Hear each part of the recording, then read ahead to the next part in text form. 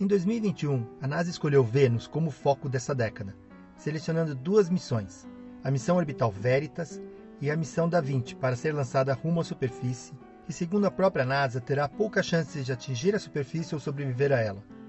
Mas décadas atrás, mais precisamente nas décadas de 1970 e 1980, um país enviou sondas que conseguiram pousar e tirar fotos panorâmicas da superfície de Vênus.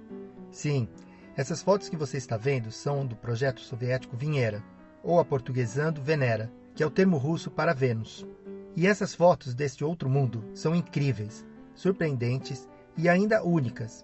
Eu quero contar para você a incrível história de como essas fotos foram tiradas e mostrar quais foram os desafios vencidos para que esse sucesso da exploração espacial acontecesse. Mas antes, se inscreva nesse canal, isso vai ajudar muito a publicação de mais vídeos como este. Vou apresentar um pouco da epopeia soviética para pousar em Vênus e marcar alguns pontos na corrida espacial. Para você começar a entender o tamanho do desafio, eu quero primeiro apresentar Vênus. Vênus, o segundo planeta mais próximo do Sol, é frequentemente chamado de planeta gêmeo da Terra, porque os dois planetas são próximos e semelhantes em tamanho e composição, mas as semelhanças terminam aí. Vênus também é conhecido como gêmeo do mal da Terra. E por quê? Porque a superfície de Vênus é extremamente quente e sua atmosfera composta de CO2 é densa e tóxica, muito diferente da nossa paradisíaca Terra. Isso se deve a um efeito estufa extremamente intenso que faz com que a superfície de Vênus seja mais quente que a superfície de Mercúrio. Sim, isso mesmo. Apesar de Vênus estar a uma distância do Sol praticamente 2 vezes maior que a de Mercúrio, a superfície de Vênus chega a atingir 485 graus, enquanto a de Mercúrio 427 graus Celsius. A pressão atmosférica na superfície de Vênus também é enorme, equivalendo a 90 vezes a da Terra. Seria como realizar um mergulho no mar a 1000 metros de profundidade. Essa atmosfera densa apresenta outro aspecto assustador: nuvens compostas de ácido sulfúrico, um composto corrosivo usado em baterias e na produção de fertilizantes. Você deve estar se perguntando como pousar em um lugar assim, tão corrosivo, tão quente e sob tanta pressão. Certamente é um lugar difícil de pousar, mas os soviéticos conseguiram pousar lá há mais de 50 anos atrás. E para entender melhor como isso aconteceu, vamos fazer uma viagem no tempo para 1967, quando a corrida espacial estava a todo vapor e os soviéticos ainda estavam liderando no quesito o primeiro a conseguir. Eles haviam conseguido colocar o primeiro satélite em órbita, colocar o primeiro humano no espaço, realizar a primeira caminhada humana no espaço e ainda obter a primeira imagem da superfície da Lua. A missão do projeto soviético Venera era atravessar a atmosfera de Vênus, pousar numa nave na superfície e coletar dados. Isso daria a eles 2 pontos, o de primeiro a pousar em outro planeta e o de primeiro a pousar em Vênus. A corrida espacial era assim mesmo, quem chegava primeiro marcava ponto. Os americanos já haviam sobrevoado Vênus com a sonda Mariner 2 em 1962, e os soviéticos vinham de uma sequência de 11 tentativas fracassadas de sobrevoos e aterrissagens por impacto em Vênus. A missão que mais se aproximou de ser completada foi a Venera 3, lançada em 16 de novembro de 1965. A Venera 3 havia conseguido chegar a Vênus e lançar a sonda para atravessar a atmosfera e impactar a superfície. Mas a comunicação foi perdida e nenhum dado foi obtido. Aí chegou 1967 e os soviéticos tinham um dilema: lançar a Venera 4, que já estava pronta, e correr o risco de mais um fracasso, ou não lançar nada e jogar a toalha na corrida espacial. Então, por falta de opção, naquele momento os soviéticos decidiram pelo lançamento da Venera 4. O lançamento ocorreu em junho de 1967, mais de um ano antes das viagens americanas para a Lua. A Venera 4 era uma sonda de 3,5 metros de altura que carregava um módulo de pouso composto de uma concha recheada de instrumentos e um paraquedas. A Venera 4 alcançou Vênus e lançou com sucesso uma sonda rumo à superfície em 18 de outubro de 1967. Os instrumentos a bordo começaram a analisar a atmosfera e a enviar dados. No começo tudo parecia tranquilo. Temperatura de 39 graus Celsius e pressão atmosférica semelhante à da Terra. Mas quando a sonda se aprofundou mais na atmosfera de Vênus, a pressão e a temperatura começaram a aumentar, até que, a 27 km da superfície, a Venera 4 foi esmagada sob uma pressão de 22 atmosferas e uma temperatura de 277 graus Celsius. Vênus era muito mais quente e tinha uma atmosfera mais densa do que o esperado. Os soviéticos cruzaram os dados da Venera 4 com os dados da Mariner 5 da NASA, que havia sobrevoado Vênus um dia depois da Venera 4. E os dados combinados confirmaram as condições extremas da superfície de Vênus. Eles concluíram que, para atingir a superfície de Vênus, seria necessária uma sonda bem mais resistente que a Venera 4. Porém, essa conclusão chegou tarde. As sondas Venera 5 e Venera 6 já estavam finalizadas e as datas de lançamento marcadas para janeiro de 1969. Não houve tempo para grandes mudanças. Os engenheiros reforçaram a sonda de pouso, mas foi um desastre anunciado. Ambas foram esmagadas na atmosfera de Vênus após transmitirem dados por cerca de 50 minutos cada. Mas os soviéticos não desistiram. Com uma janela de lançamento em 1970 se aproximando, somada à pressão do pouso de humanos na Lua realizado pela NASA em julho de 1969, os soviéticos resolveram avançar e agora eles sabiam exatamente o que tinham que enfrentar. 485 graus Celsius de temperatura, uma pressão de quase 100 atmosferas e ácido corrosivo.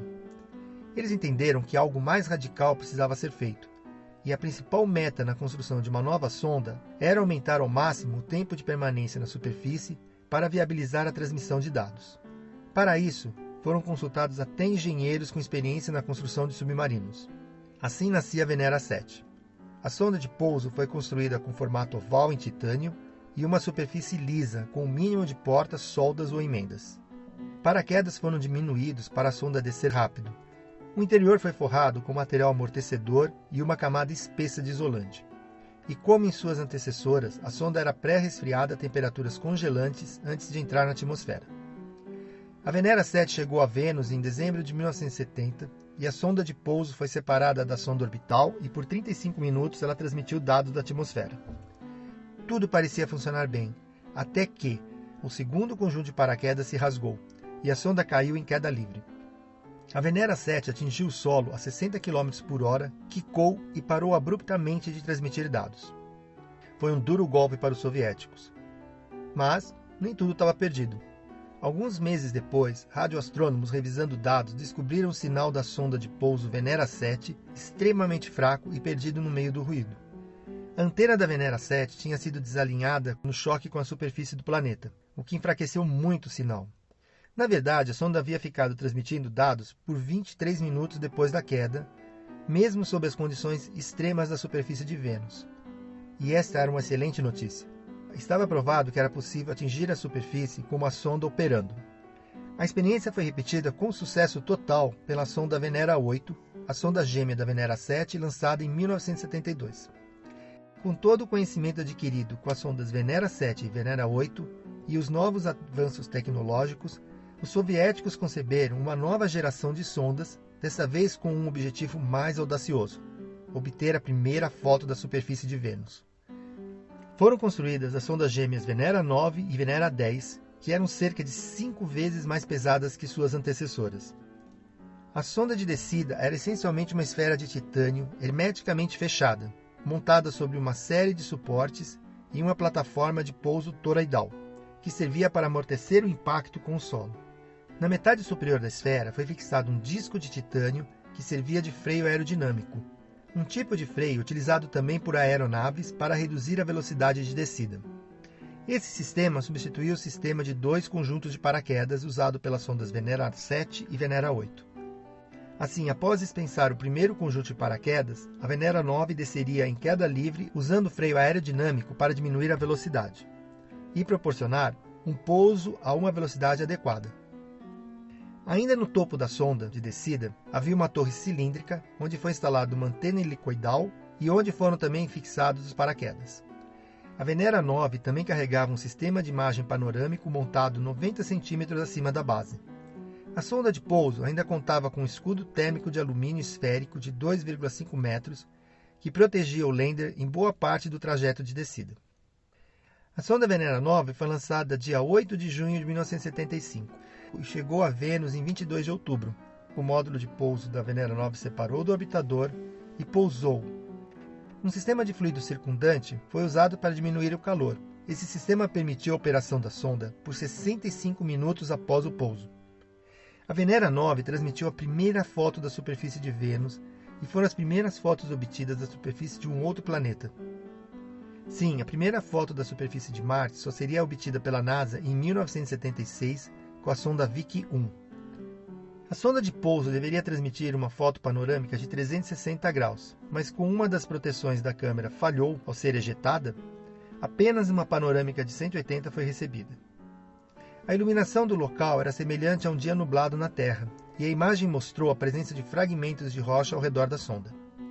A Venera 10 pousou da mesma forma alguns dias depois, mas em um terreno mais plano e obteve também fotos do terreno ao redor. As sondas Venera 9 e 10 foram sucessos impressionantes e representaram um triunfo importante na área espacial para a então União Soviética. Mas os soviéticos ainda teriam fracassos e sucessos na exploração de Vênus, os quais eu vou contar para você na segunda parte desse episódio. Eu sou Sérgio Matos, editor do canal Como Vai Sua Ciência. Se você gostou dessa primeira parte do episódio, não esqueça de deixar o like e ative as notificações para ficar sabendo da segunda parte e de episódios novos no canal. Até o próximo vídeo.